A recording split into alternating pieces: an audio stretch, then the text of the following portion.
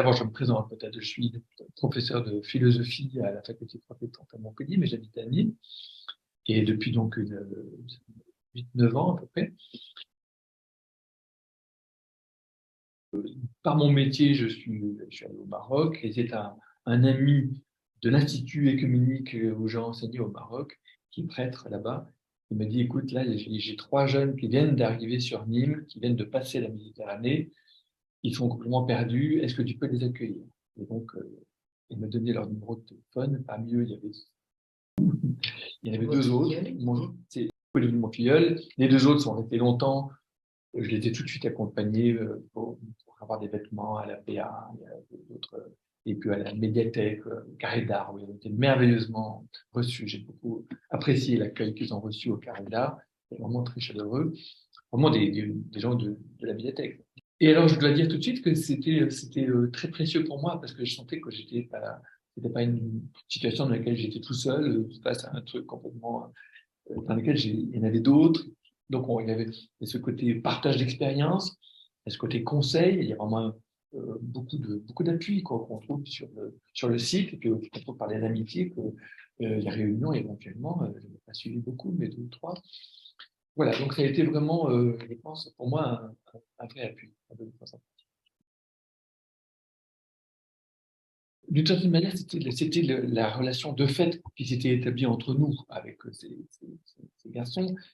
J'avais aussi une chance, c'est que j'avais à la maison à ce moment-là mon dernier fils, mon dernier enfant, qui était lycéen, collégien puis lycéen, qui avait le même âge que pratiquement à quelques mois après que ces garçons. Et donc il est devenu ami, il les a emmenés, eux l'ont emmené dans des soirées à l'hôtel là-bas, des soirées de danse, d'anniversaire de 16 ans, ou je sais pas, bon, ils dansaient des danses africaines, etc.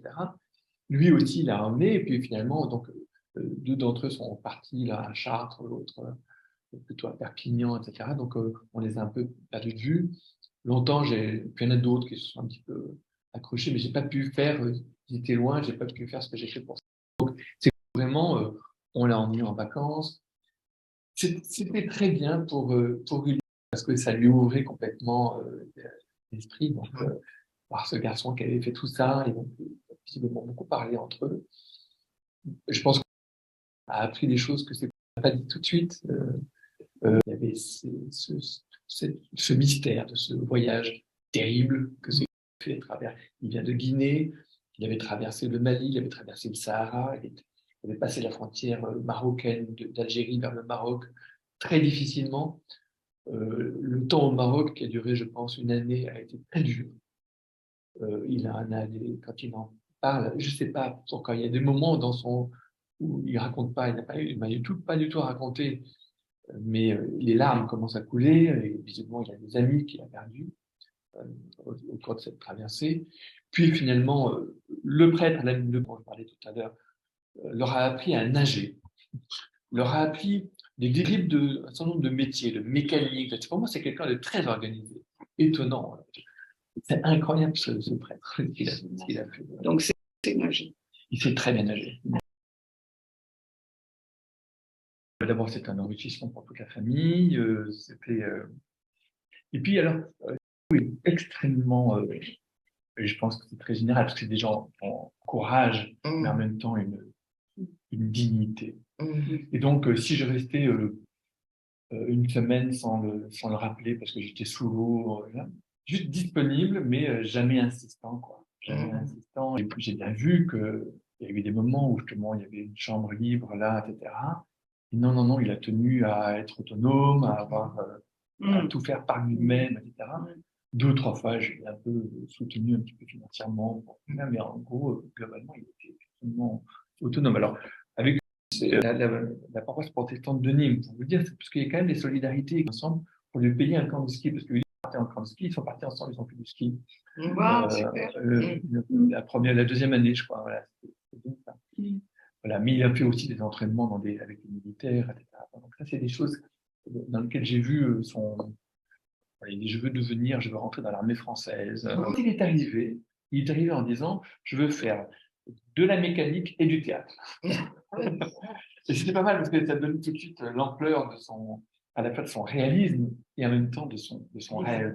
Donc voilà, c'est quelqu'un qui apporte son énergie, son intelligence du monde, son intelligence de la vie, parce qu'en fait, il passe son temps à faire la morale dans un sens très fort, très positif, très courageux, en disant mais non, et il est très exigeant moralement, y compris avec ses camarades ou ses patrons, justement. Alors, il a fait tous ses stages pour son CAP, puis il a commencé un emploi en mécanique, avec des patrons qui essayaient de roublard, qui essayaient de le gruger, etc. Et ça le mettait dans un état terrible. Voilà. Et donc, voilà, ce sens de la dignité, il faudra en parler, parce que ça concerne aussi l'humiliation qu'ils peuvent éprouver. Donc voilà, tout ça, c'est un apprentissage pour nous tous, je pense particulièrement à mon fils. Bon. Et pour moi, voilà, donc ça apporte tout ça. On a besoin de penser le monde dans lequel on est en train de venir, qui est un monde forcément d'interdépendance. On a longtemps été dans des déclarations d'indépendance, y compris la décolonisation, mais c'est absurde. On est interdépendant. On en parlait avec ce soir qui est venu dîner. On est tous des migrants. Il me racontait quand il faisait son CAP, il allait au collège et il y avait des gens qui disaient mais d'où viens-tu? Et il disait mais quand tu me diras toi d'où viennent tes ancêtres, je te dirai d'où je viens. Ça répond, c'est étonnant vraiment. Donc voilà.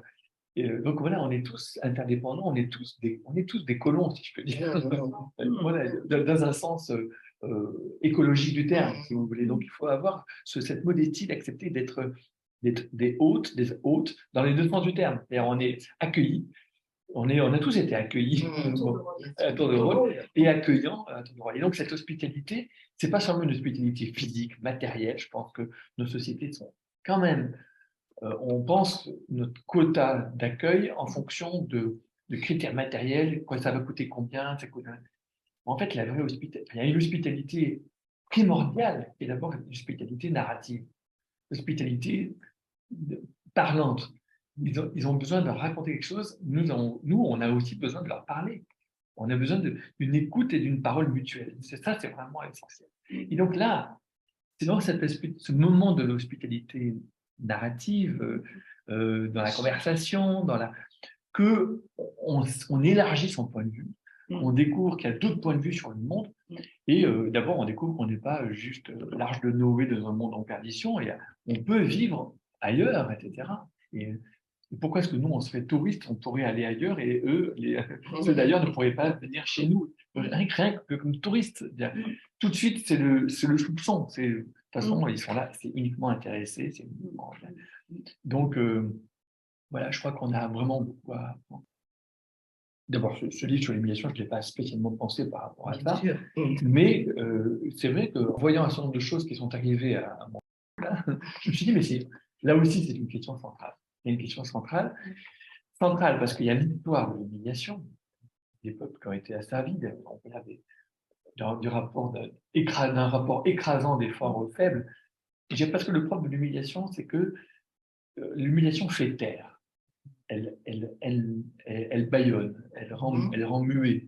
En gros, on va parler d'eux, y compris dans leurs arts. On va prendre leur magnifique forme artistique et on va les mettre dans des musées. Mais c'est des formes mortes, c'est des formes silencieuses. On ne prend pas la forme de vie qui va avec. Bon, donc, vous voyez, c'est quelque chose de très ancien, de très profond qui va loin dans notre rapport même à la culture. On a une conception marchande de la culture. Donc, il y a cette humiliation historique, bon, et qui est d'autant plus grave que c'était au nom de la liberté et de l'émancipation, parce que notre discours, c'est un discours de l'émancipation, mais c'est un discours de l'émancipation qui dit on va vous émanciper, mais là, vous n'êtes pas mûr pour être émancipé. Emmanuel Kant, philosophe, je suis désolé, disait justement qu'est-ce que les Lumières? C'est la sortie de la minorité. Et comment est-ce qu'on sort des Lumières? Comment est-ce qu'on sort de la minorité? En étant soi-même mis en liberté. Et c'est comme ça qu'on apprend la liberté. On ne peut pas apprendre la liberté sans avoir été soi-même mis en liberté. Donc, il faut être considéré comme majeur, comme responsable, comme capable, même si ça fait des chutes, au sens presque biblique de la chute. Ben oui, c'est comme ça qu'on apprend à éthique, c'est la chute. Ça va avec la liberté. C'est ça l'histoire. On les a traités en disant non, mais vous n'êtes pas prêts, on va vous éduquer, on va vous économiquement vous tenir en tutelle, on va bien sûr politiquement vous tenir en tutelle, etc. Donc il y a quelque chose il y a une sorte d'humiliation euh, euh, qui n'est pas seulement l'humiliation brute de la force, du pillage, de la prédation, mais l'humiliation du discours qui allait avec. C'est peut-être ça que nous ne mesurons pas. C'est que, oui, il y a eu bien sûr une longue traite négrière euh, arabo-musulmane, mais elle n'allait pas avec un discours d'émancipation. On dit que l'Europe est venue avec un discours d'émancipation. Ça, je pense que c'est très spécifique. Bon, c'est curieux, il y a une sorte de paradoxe d'abord. Et puis alors, voilà, donc dans ce qu'ils vivent, alors, je pense que là maintenant, revenons à nous aujourd'hui, nous avons un discours de soupçon perpétuel. Hein. L'autre jour, dans la réunion que nous avons eue, et vous racontiez le cas de cette jeune fille mineure qui a été déboutée alors qu'elle est jetée à la rue. C'est une enfant, une fille jetée à la rue et qui pleurait. Elle pleurait pas tellement, vous racontiez le fait de ne pas avoir cet hébergement qui est pourtant bien nécessaire, etc. Mais elle disait, ils ne m'ont pas cru. Le fait de ne pas être cru, le fait que la parole ne soit pas la dévastation que c'est pour la considération de soi-même, pour l'estime de soi, d'avoir le sentiment que de toute façon, ta parole, elle vaut rien. Je pense que ça, c'est le comble de l'humiliation. Et cette humiliation, elle a des effets dans la vie. Et elle a des effets terribles qu'on ne maîtrise pas, que personne ne maîtrise pour soi-même, et qui éventuellement peuvent passer à la génération suivante. Les enfants des humiliés risquent de devenir humiliants un jour, hein, ou fanatiques, ou cyniques simplement, juste cyniques. Hein, bon, je pense que la parole humiliée, c'est une parole qui devient soit cynique, soit fanatique. Donc je pense que les effets sont extrêmement graves. Et je pense que cette méfiance perpétuelle de l'ensemble d'un discours à la fois officiel, souvent tenu, etc., et en même temps voilà, tenu par des personnes, mais aussi tenu par des institutions. Parce que les institutions peuvent être humiliantes. Donc là, je pense que le rôle de nos associations, quel que soit, c'est justement de porter à ce niveau, il n'y a pas seulement interindividuel, mais à ce niveau presque institutionnel, la vigilance à l'encontre de l'humiliation.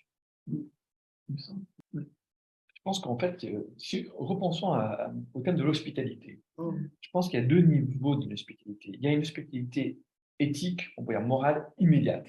L'impératif catégorique, c'est-à-dire inconditionnel. On ne s'occupe pas de ça, on ne sait pas qui c'est, quel âge il a, etc. Il y a un moment de l'hospitalité inconditionnelle. On sait que cette hospitalité, ce n'est pas une hospitalité forcément dans la durée, c'est une hospitalité du moment. Mais le geste de cette hospitalité inconditionnelle, il est fondateur pour tout le reste. C'est-à-dire que si au moment de l'accueil, on accueillait généreusement, j'ai envie de dire même on distribuait à tous une carte, une puce téléphonique pour dire voilà, vous avez 3 mois de téléphone. Même pour téléphoner dans votre pays, c'est pas mal. Un cadeau comme ça qui montrerait qu'on fait confiance. On sait que vous allez bien l'utiliser, que vous en avez besoin, etc. Bon, et que c'est de la parole, justement. Oui, je fais extrêmement cet exemple. Là. Bon, ça changerait tout. Et après, on peut demander une hospitalité conditionnelle qui dit, ben voilà, elle est politique, donc il faut la construire. Il faut construire il faut construire dans la durée, dans le temps, la formation, les échanges et la responsabilité. On a besoin d'avoir affaire à des gens qui puissent devenir des citoyens responsables, qui rentrent dans la réciprocité, qui est le tissu civique, on va dire. Ça, ils acceptent. Et je crois que non seulement ils l'acceptent, mais ils en ont besoin d'être considérés avec ils sont prêts, ils le demandent. Voilà. Donc, je pense qu'il y a ces deux temps. Il faudrait respecter ce rythme-là. C'est comme ça que je verrai les choses. Alors, désarmer l'humiliation, c'est apprendre à déjouer l'humiliation, c'est justement penser des institutions non humiliantes, donc avoir des tests. Il faudrait presque qu'on fasse régulièrement des tests en caméra cachée, si je peux dire, pour vérifier. Les institutions, c'est aussi les institutions du monde du travail, c'est les institutions de l'État, hein, c'est très général. C'est même dans les associations. On sait que c'est des lieux de bénévolat Donc, c'est des lieux d'humiliation possible, les associations, parce qu'on donne beaucoup. Oui, c'est une interaction humaine. Dès que, voilà, bon. Mais non, là, à la fin du livre, là, je parle de la armée des armes. En fait, c'est une phrase de Simone Veil, la philosophe, qui est magnifique, dans laquelle elle dit « On est toujours barbare avec les faibles ». Elle dit c'est une loi de l'histoire. Ah oui. On est toujours barbare avec les faibles. On ne veut pas être barbare avec les faibles, on est quand même barbare avec les faibles. Donc, il faudrait faire en sorte que personne ne soit trop faible. C'est pour ça que je dis armer les faibles. Quand je dis armer les faibles, ça veut dire aussi les armer par le droit. Je pense que la démocratie, on croit trop, il y a beaucoup de gens qui croient trop que la démocratie, c'est la majorité, enfin, c'est les élections, la démocratie, c'est aussi l'état de droit. Il y a des droits, et donc il faut respecter les droits, et il y a un travail pour changer le droit, mais c'est à partir des droits. Et des droits, il y a aussi des droits fondamentaux, des droits constituants, on va dire, des droits constitutionnels. Donc, tout ça, ça fait partie de armer les faibles. C'est armer les faibles, c'est aussi les protéger, c'est aussi, mais leur donner de quoi répondre. De quoi répondre à la barbarie qui est les occupants. Leur donner du répondant, c'est ça le droit aussi. Du côté du fort, parce qu'il y a le faible et le fort. Et ce n'est pas tellement désarmer le fort, parce que je pense que le fort aujourd'hui, le problème, ce n'est pas tellement qu'il soit très armé, il est très armé, mais surtout qu'il est très protégé. Je pense que nous le sommes, que les riches, les puissants, les sociétés puissantes, les sociétés riches sont des sociétés hyper protégées. Nous avons des frontières pratiquement infranchissables. Vous pouvez voir quand même le nombre de gens qui viennent, c'est très misérable. Bon. Ça pourrait changer. Il faut que nous soyons responsables parce que ça va changer. Donc, on est hyper protégés et on est hyper protégés. Nos maisons sont protégées, nos voitures sont protégées. Enfin, on est dans un imaginaire de la protection. Et je pense que cette protection nous rend insensibles. Quand on est dans une grosse voiture très très solide, on ne sent pas le choc qu'on peut avoir avec des petits véhicules trop légers. Bon. Et donc, on est insensible. Je pense que si on était déprotégé, on serait de force beaucoup plus sensible. Et je pense que c'est ça qui nous manque. C'est ça qui manque aux puissants, si je peux dire. Aux puissants, aux dominants, etc. Je fais attention parce que voilà, les riches, les puissants, les forts, etc., c'est des catégories très, très binaires et très manichéennes. Il faut faire attention à ne pas culpabiliser. Mais globalement, nous sommes tous en train de mourir de trop de protection.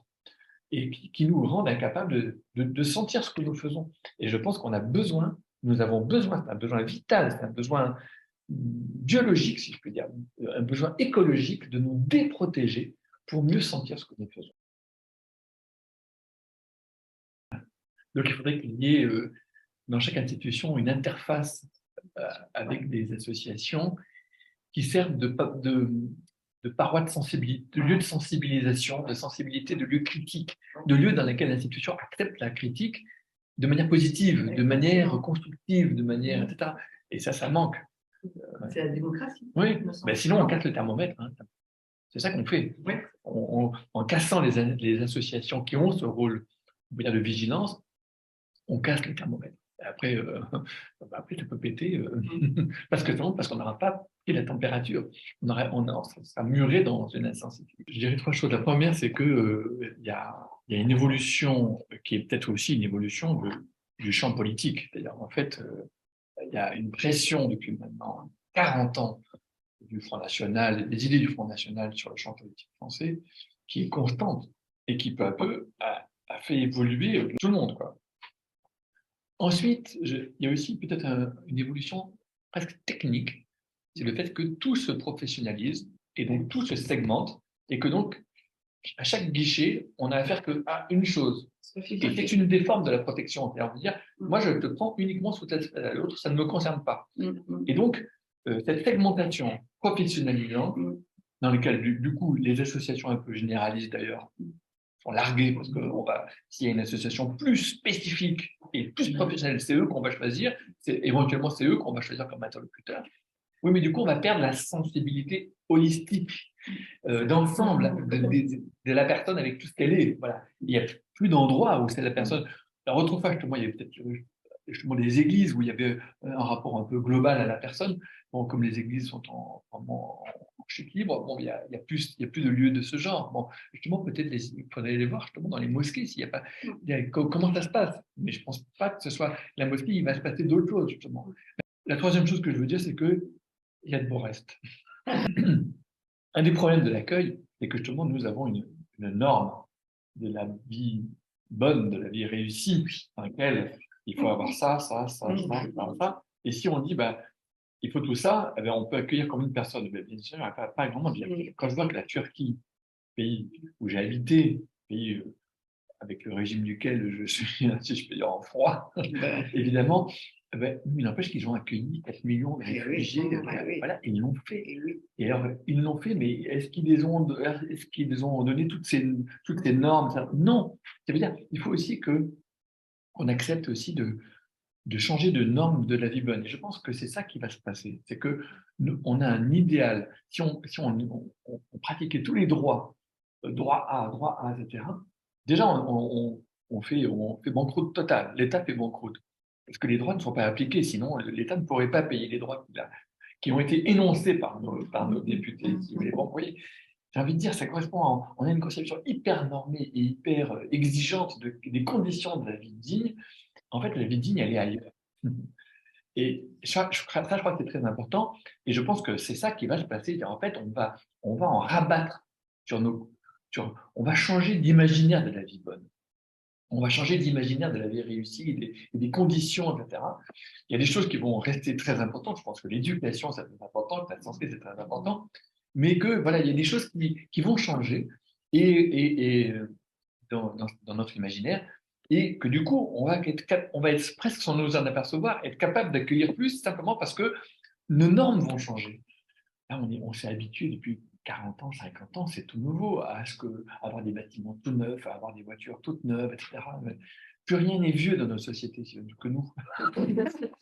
Le reste, tout est repeint. Dès qu'il y a un petit écaillé, paf, tout est repeint, tout est propre, tout est net. Mais on a une esthétique, mais de luxueuse, quoi. Et donc, je pense qu'on va changer d'esthétique de vie.